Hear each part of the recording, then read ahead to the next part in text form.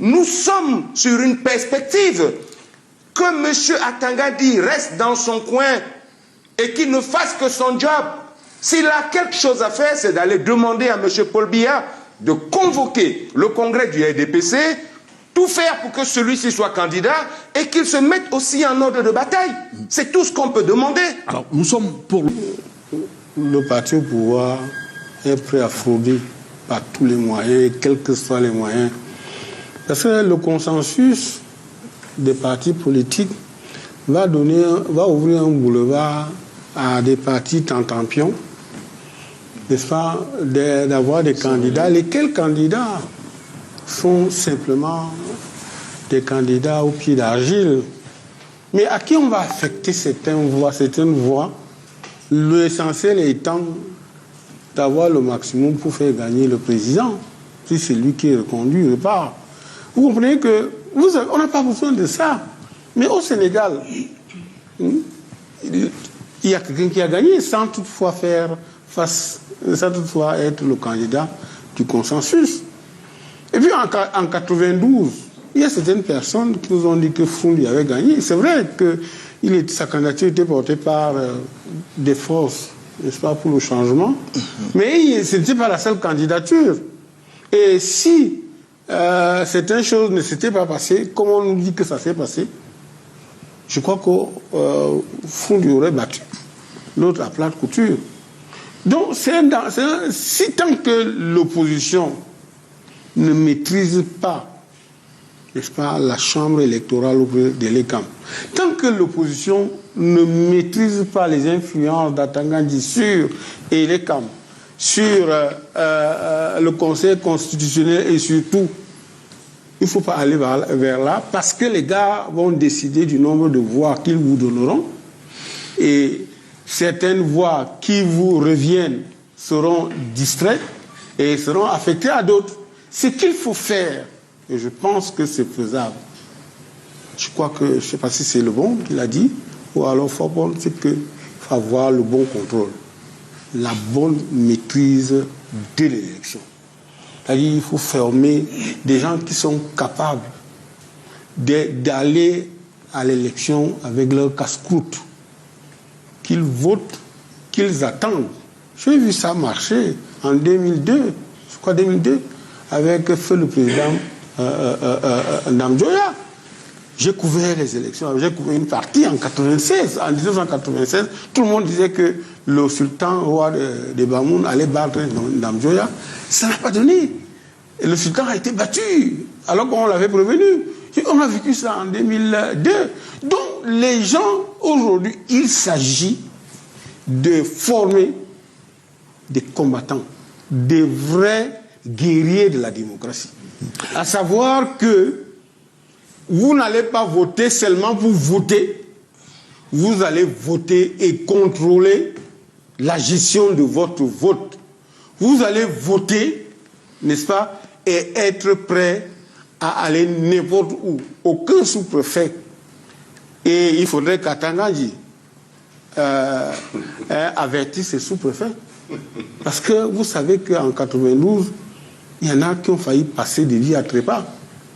Parce que si il y a une motion d'ordre qui est donnée à savoir que vous, les sous-préfets, vous, les membres de l'ECAM, laissez the show must go on. Laissez. Parce que si vous n'avez pas craint, vous n'avez pas peur de vous-même, pour vous-même, craignez votre famille, pour votre famille. Donc, laissez les uns et les autres.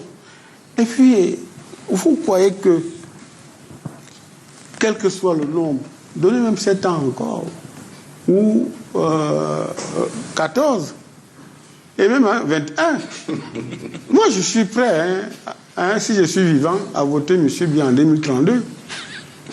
D'accord. D'accord. Merci, Soulé. Parce que j'estime que... Madame. J'estime que... Soulé, on l'a dit très rapidement. Un mandat, sur cette 2 question. mandats ou 3 mandats, il n'y a pas de problème, mais... on a déjà allumé l'interrupteur. Il partira de certains membres du gouvernement, n'est-ce pas, qui bafouent le droit, qui sont dans la République des indisciplinés et ils se foutent pas mal de ça. Ce n'est que ça au Cameroun. Et vous allez voir la plupart des choses qui, n'est-ce pas, empêche le Cameroun aujourd'hui d'avancer, c'est le non-respect des décisions de justice. Parce que si vous ne respectez pas les décisions de justice, n'est-ce pas, vous revenez à l'état Darwin, c'est-à-dire qu'un pays où c'est la loi du plus fort qui est la meilleure. Tout désordre,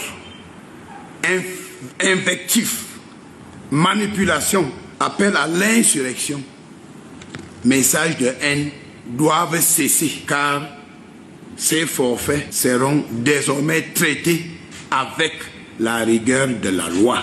Sans le citer, Paul Atanga-Nji énumère quelques faits qui semblent correspondre aux récentes sorties du leader du MRC, Maurice Kamto. Accusations contre Elections Cameroun au sujet du processus d'enrôlement sur le fichier électoral, mobilisation d'acteurs en vue d'une éventuelle candidature à la présidentielle 2025, entre autres.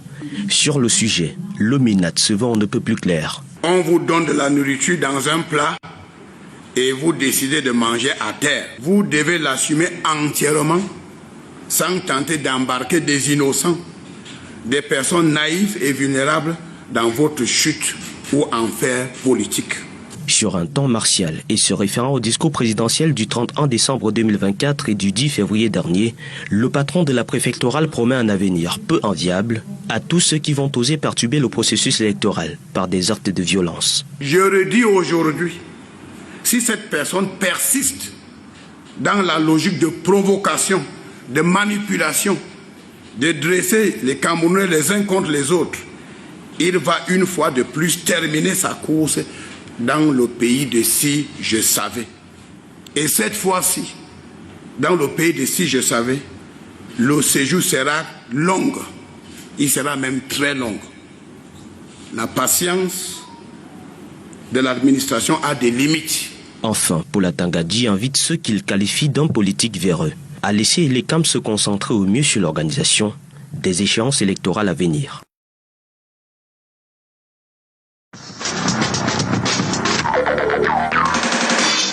Alors on met les pieds dans les plats immédiatement par rapport à ce sujet. Je commence avec vous, le bon Dachwa. Quand vous avez suivi cette énième sortie du ministre de l'administration territoriale du côté du MRC, vous avez sauté, vous êtes senti en insécurité, ou alors comment est-ce que vous avez accueilli cette auto-sortie du ministre de l'administration territoriale? Bon, enfin, il faut dire, Bouba, c'est que jusqu'à un certain moment, ça faisait rire. Mais là, ça commence à ne plus faire rire. Bon, quand on essaye de réfléchir à l'opportunité de cette sortie,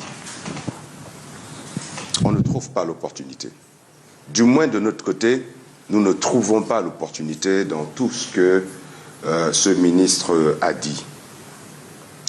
Vous savez, je voudrais ici convoquer un proverbe africain qui dit que c'est le rat qui a mangé le piment qui court sans raison. C'est le rat qui a mangé le piment qui court sans raison. Pour parler simple. Qui est le rat? Pour parler simple, c'est celui qui s'agite trop ou réagit de manière excessive, cache souvent quelque chose à se reprocher.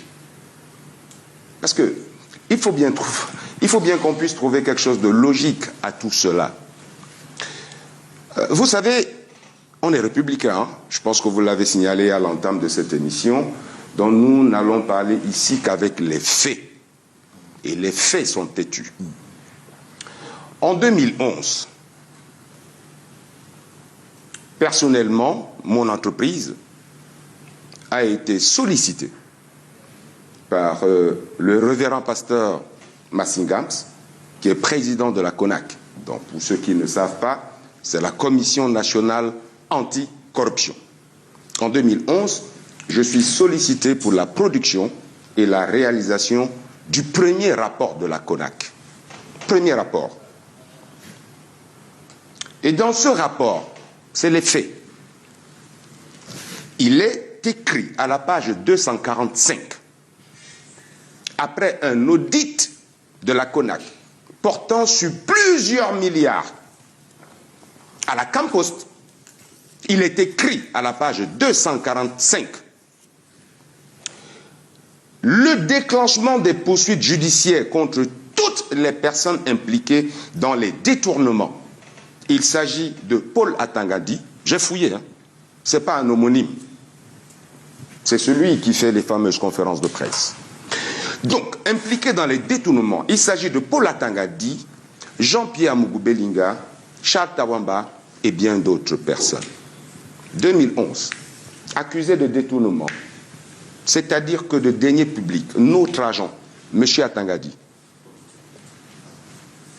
Paradoxe managérial de M. Paul Biya, parce que c'est lui qui en a franchement l'expertise. M. Paul Atangadi est nommé ministre en 2018. Les habitudes ayant la peau dure, 2020, la Chambre des comptes fait un audit sur la Covid-21 et se rend compte que le même ministre a acquis sous forme de dons 15 000 kits de dépistage rapide de Covid. 15 000 kits sous forme de dons qu'il a revendus au ministère de la Santé publique pour un montant de 288 millions, 15 000 kits.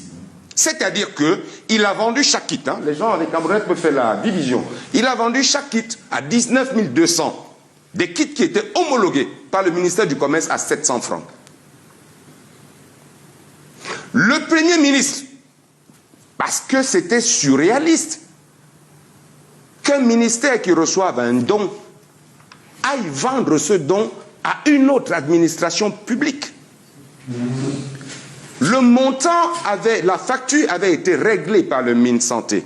Le Premier ministre a sommé ce ministre de l'administration territoriale de restituer les 288 millions. Mais au-delà de ça, que dit la Chambre des comptes dans ses conclusions?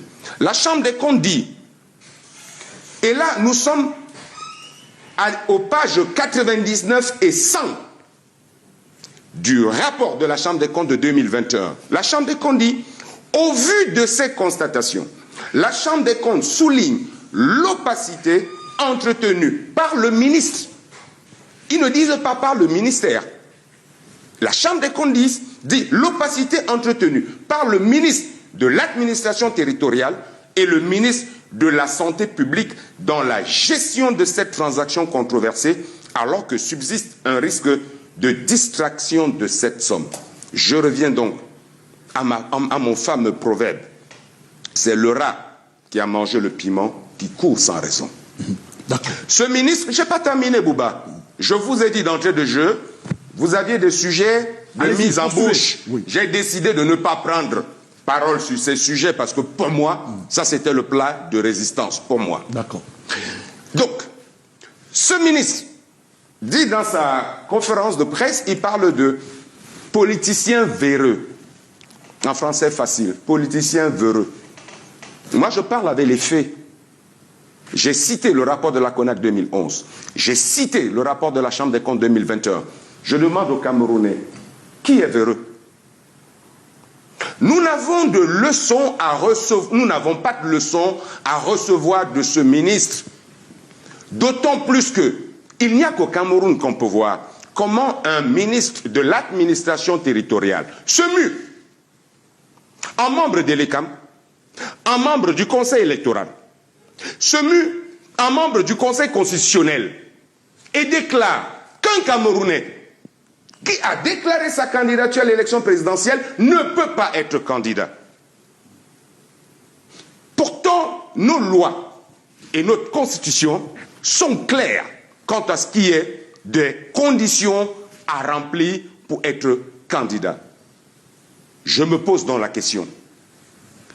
Que recherche ce ministre? Quand il parle des gens qui veulent mettre le feu aux poudres, ne pense-t-il pas qu'il parle de lui-même? Qui maîtrise l'agenda électoral? M. Atangandi, en ce moment, n'a pas l'agenda électoral. Comment vous pouvez faire dans l'art du divinatoire alors que vous ne savez même pas qui est candidat à une élection et vous prévenez, n'est-ce pas, des risques d'insécurité et du trouble à l'ordre public? Il n'y a pas de risque zéro quand on mène une activité pareille. Nous parlons d'une élection dont on ne connaît même pas encore qui est candidat. Et puis, quel est le rôle de l'administration territoriale dans l'organisation d'une élection qui est structurée? Là, on sait que elle est comme à la grosse part de responsabilité. J'ai le sentiment que M. Atangandi s'agite comme quelqu'un à qui on avait versé de l'eau bénite. Du coup, ça va dans tous les sens. Non, il faut faire attention. Vous savez que l'énigme Atangandi ferait l'objet d'une thèse. Parce que dans le contexte actuel, il prend ses ordres de qui, d'où? Il veut changer quoi? Et puis, quelle est cette provocation? À la limite, un acharnement contre Maurice Kamto et Cabral Libye. Parce que je préfère citer les noms. Est-ce que vous pouvez légitimer une élection aujourd'hui en excluant Maurice Kamto et Cabral Libye et penser que c'est une vraie élection à la présidentielle? Parce que quand vous avez enlevé les deux, il faut maintenant peut-être un candidat automatique. Jusqu'aujourd'hui, la personne que M. Atangandi veut défendre, c'est le président Biya, qui ne s'est même pas encore prononcé. Vous savez, moi je vous disais tout à l'heure, ce que j'ai vu hier au boulevard peut changer de code. Qu'est-ce qui vous dit qu'une femme de là ne sortirait pas? Mais attendez, les femmes au moins changent, elles sont fidèles au changement des couleurs et des motifs de pagne chaque année. Ça veut dire qu'au moins, elles ne sont pas comme quelqu'un qui voit mourir ses ministres, qui va mourir ses DG, qui va mourir le conseil, le comité central de l'ADVC décimé, le bureau politique est décimé, hein, les ministres, je ne sais pas combien aujourd'hui sont morts, les députés sont morts, ils ne sont même pas remplacés. Voilà le débat qui devrait intéresser Atangandi. S'il pouvait avoir la chance de côtoyer le président de la République, il devrait lui dire qu'un ministre qui meurt c'est presque toute une partie de la région, parce que vous savez que les ministres aujourd'hui sont nommés de façon villageoise. Quand un monsieur arrive comme ministre, on pense que c'est un pan de la tribu, ou bien qui est réglé. Pareil pour le député. Quand vous avez un député, chez nous, le député n'est même pas en réalité un député de la nation. C'est un député du village. Ne vous éloignez pas du sujet. Restons. Si vous prenez beaucoup d'exemples sur la gouvernance, mais je veux qu'on reste. On se limite pour l'instant exclusivement à la sortie. Je vous ai fait suivre cet extrait et puis ce reportage. Je veux qu'on reste vraiment focus sur cette sortie médiatique. Monsieur Boubangomna, je suis focus. Parce que quand M. Leminat fait ce qu'il fait, il perturbe la gouvernance. C'est toute la gouvernance du renouveau, n'est-ce pas, qui devrait craindre. Mais attendez, laissez le jeu se jouer. Les anglophones disent « the show must go on ». Et si the show must go on, il faut, n'est-ce pas, laisser le jeu avec toutes ces règles. Mais quand vous regardez ce qui se passe, de quoi peur M. Atangandi? Et ça m'amène toujours à penser, à dire ce que je dis, c'est que c'est la peur à changer de camp. C'est au niveau du renouveau qu'on a le plus, n'est-ce pas, une constellation des gens qui ont peur. Des gens qui ont peur parce que il y a beaucoup qui doutent, qui ne veulent pas effectivement le rendez-vous démocratique d'octobre. Il y a beaucoup qui exacerbent, n'est-ce pas, qui font aujourd'hui, dans ce que j'appelle le climat de la terreur, le climat des belligérances, ou alors les foyers de haute tension. Vous croyez que c'est l'opposition? Ce n'est pas les forces de l'opposition qui sont dans la crainte. Ce n'est pas les forces de l'opposition, n'est-ce pas, qui créent les foyers de tension. Ce n'est pas eux, ce n'est pas les forces de l'opposition qui entretiennent, n'est-ce pas, l'exacerbation et l'exaspération de la population. Non, ce n'est pas là-bas. Le problème aujourd'hui, quand je dis que la peur est là, c'est parce que tout le monde pense qu'aujourd'hui, il y a le franquisme. Avec ce que j'ai vu hier, on peut aussi inventer, on peut parler du chantalisme, on peut parler de tout ce qui, n'est-ce pas, rôde autour, qui piaffe aussi d'impatience. C'est pour ça que je dis, c'est là-bas, c'est pas. Vous avez vu un seul leader de l'opposition que vous pouvez aujourd'hui criminaliser ou alors indexer. Cabral Libye fait tranquillement, n'est-ce pas, la diffusion de son livre. En tant que député, il connaît ses droits, il connaît la loi. Et puis vous vous levez un matin pour dire qu'il ne doit plus faire ça. Comme tout pareil. Non seulement vous dites que non, vraiment, on attend, on va faire ceci, cela, le cobra, le serpent. Et ce qui est marrant, on reviendra tout à l'heure au niveau de la presse. Dès que le ministre est sorti comme ça, vous avez vu un petit groupé où les gens ont dit, sans même douter, sans même discuter, que c'est Kamto qui a donné les instructions à la base pour attaquer le ministre et l'ambassadeur. Et j'ai attendu que M. Atangandji s'énerve, qu'il soit au moins juste.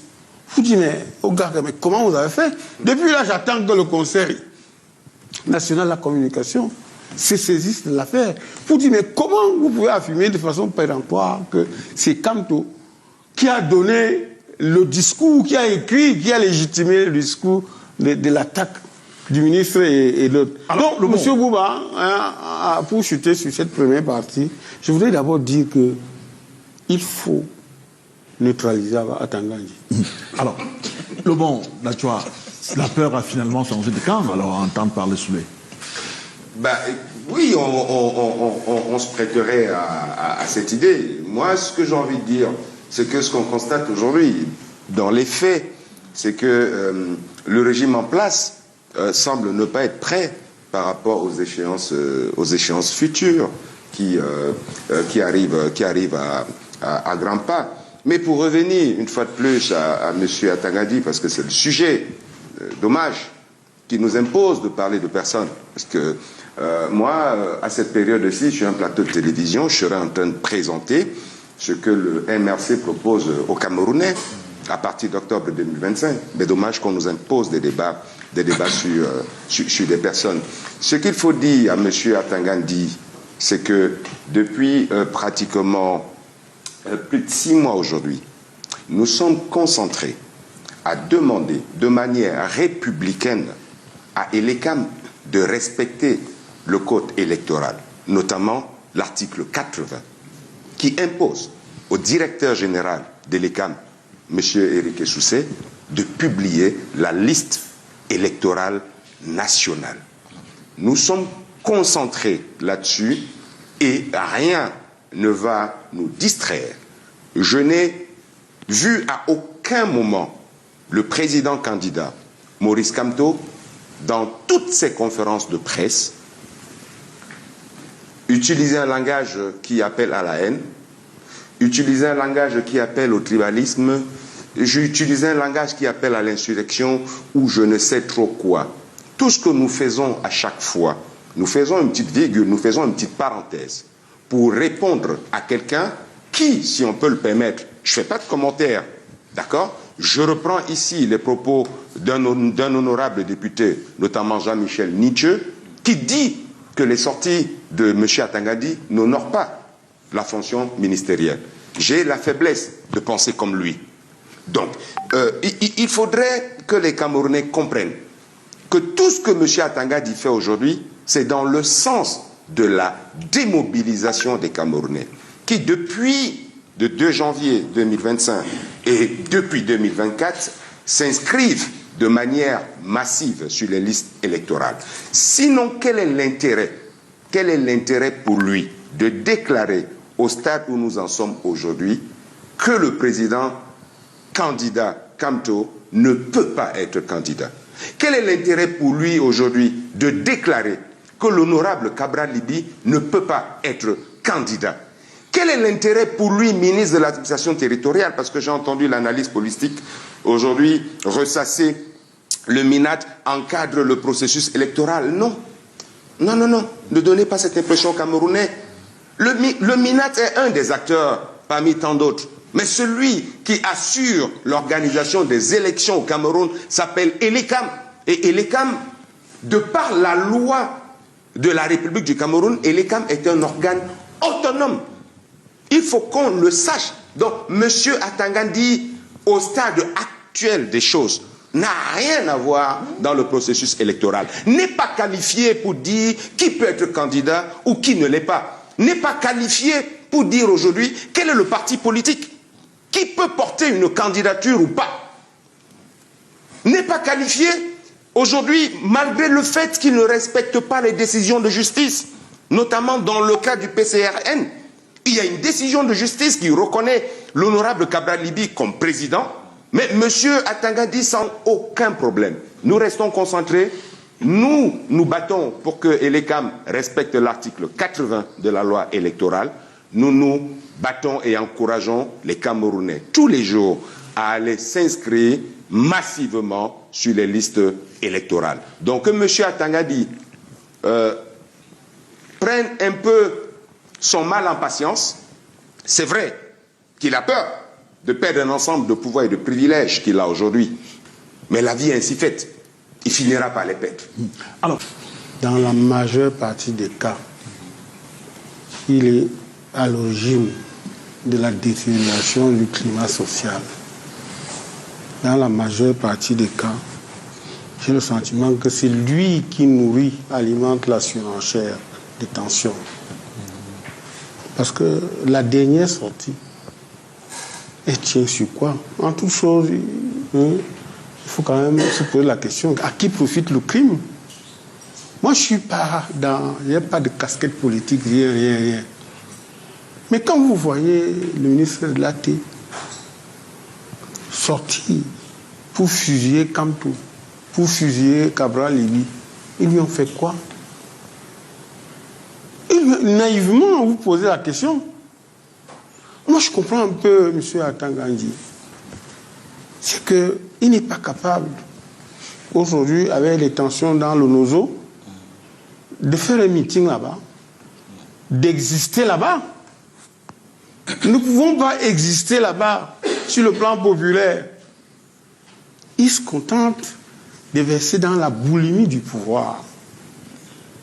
C'est pas très fort, ça? Non, c'est la boulimie du pouvoir. Parce qu'il tient les clés.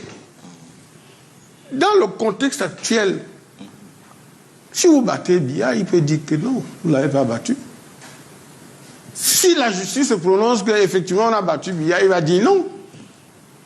Puisque Cabral Libye traîne une décision de justice, où on vous dit que c'est une décision du juge judiciaire, le débat est clos.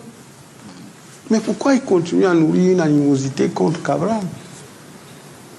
Et après, on va vous dire que non, Cabral. Moi, je connais un peu Cabral avant ses débuts. Cabral député. Même ce que vous dites qu'il a, dans le cadre de l'hémicycle, il y a certains goûts qui sont permis, comme celui, par exemple, de balancer le pupitre. Il faut faire attention de penser que, normalement, même, on n'est pas obligé de faire ça à visage découvert. Les gars peuvent rester dans l'hémicycle, ils travaillent à huis clos. Ce n'est pas une exclusivité camerounaise. Qu'un député vous dise que, par rapport, surtout que le sujet était bon, vous ne pouvez pas estimer que c'est une session budgétaire et vous nous donnez l'examen du budget à moins de 2 ou 3 jours. C'est le jour même de la session. Si les députés ne sont pas capables de se révolter, s'ils ne sont pas capables de dire non, qu'est-ce qu'ils font là, M. Bouba? Ça, c'est une chose. Et l'autre chose, c'est que, comment pensez-vous que, dans le contexte actuel, avec toutes les dispositions statutaires, ou bien les dispositions légales, vous pouvez dire que Cabral est disqualifié pour être candidat à la présidentielle. Alors qu'entre Kona et lui, c'est lui qui a des députés, c'est lui qui a des gens élus. Comment vous faites pour dire qu'il ne peut pas? Mais non, entre nous, si vous prenez un Kamto d'un côté et Cabral, en face vous avez l'autre, Atanganji, qui cherche les poux sur la tête des chauves. C'est lui. Et c'est pour ça que j'ai dit, est-ce que vous savez qu'il y a des gens, peut-être que j'ai rencontré beaucoup de militants engagés, même au sommet de l'État, qui vous disent en réalité que c'est le ministre Atanganji qui nage en eau trouble, qu'ils peuvent gagner, n'est-ce pas, que le président, ils peuvent faire gagner le président Biya sans avoir besoin d'Atanganji. Et c'est possible. Il y a des gens qui travaillent dans leur circonscription. Il y a des gens qui maîtrisent le sujet électoral et même l'électorat.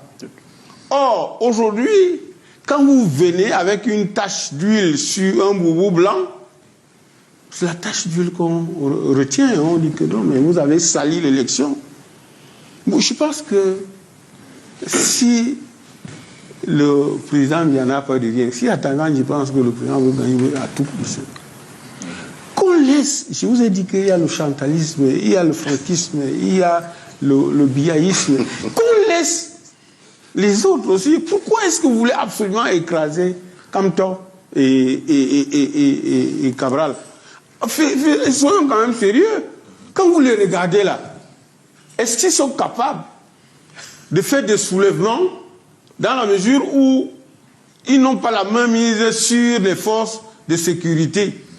Parce que pour être capable de mettre en difficulté un régime, il faut ça. Okay. Or, c'est des gens qui ne veulent que participer à un jeu politique. Okay. C'est les gens qui ne veulent que animer, n'est-ce pas, la démocratie. Et ce que je voulais dire, c'est que monsieur le ministre Atanganji était un habitué, c'est un jeu de la vieille. Peut-être qu'on lui a demandé de faire ça, le temps d'endormir Cabral et Kamto, de telle sorte qu'à la fin, in fine, qu'il, n'est-ce pas, fasse gagner dans un boulevard le président Biya. Parce que ça peut aussi être ça. Il faut faire attention avec M. Atanganji. C'est un gars, c'est quelqu'un qui est bipolaire. Hein. Il a beaucoup de tactiques.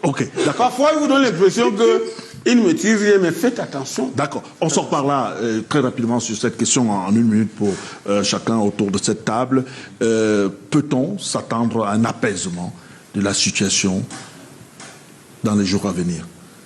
Mais on n'a pas à s'attendre à un apaisement. Il faut que chacun reste dans son rôle. Chacun doit rester dans son couloir. Le MRC est un parti légalement reconnu au Cameroun qui exerce son activité encadrée par la Constitution. Et jusqu'à présent, nous ne faisons que ça. Le MRC, c'est un parti qui a tenu sa convention, je vous le rappelle, en décembre 2023, et qui a décidé de porter son choix sur le président candidat Maurice Kamto à l'élection présidentielle de 2025. Ce n'est pas M. Kamto qui s'est levé, s'est déclaré candidat. Je dis, c'est le MRC au cours d'une convention que tout le monde a vue au Palais des Congrès, qui réunissait des milliers et des milliers de Camerounais. Le MRC, aujourd'hui, prépare cette échéance-là, une échéance cruciale. C'est pourquoi nous nous sommes adressés à nos membres et à nos sympathisants en leur disant, nous avons besoin de vous, nous avons besoin de plus de 6 milliards 100 millions pour la campagne électorale, mobilisez-vous pour que le parti ait ses moyens. Aujourd'hui, nous sommes en train de travailler à recruter un ensemble, c'est pas ce que je vais dire là n'est pas super confidentiel. Nous sommes en train de travailler à recruter un ensemble d'observateurs pour les élections à travers le territoire national, 30 000 observateurs fois 2, nous sommes là-dessus. Dans quelques jours, le président candidat Kamto viendra présenter le programme de gouvernance détaillé et chiffré du MRC aux Camerounais. Nous sommes sur une perspective que M. Atanganji reste dans son coin et qu'il ne fasse que son job. S'il a quelque chose à faire, c'est d'aller demander à M. Paul Biya de convoquer le congrès du RDPC, tout faire pour que celui-ci soit candidat et qu'il se mette aussi en ordre de bataille. C'est tout ce qu'on peut demander. Alors, nous sommes pour... Le parti au pouvoir est prêt à frauder par tous les moyens, quels que soient les moyens. Parce que le consensus des partis politiques va ouvrir un boulevard à des partis tentampions, n'est-ce pas, d'avoir des candidats. Lesquels candidats sont simplement des candidats au pied d'argile. Mais à qui on va affecter certaines voix, l'essentiel étant d'avoir le maximum pour faire gagner le président, si c'est lui qui est reconduit.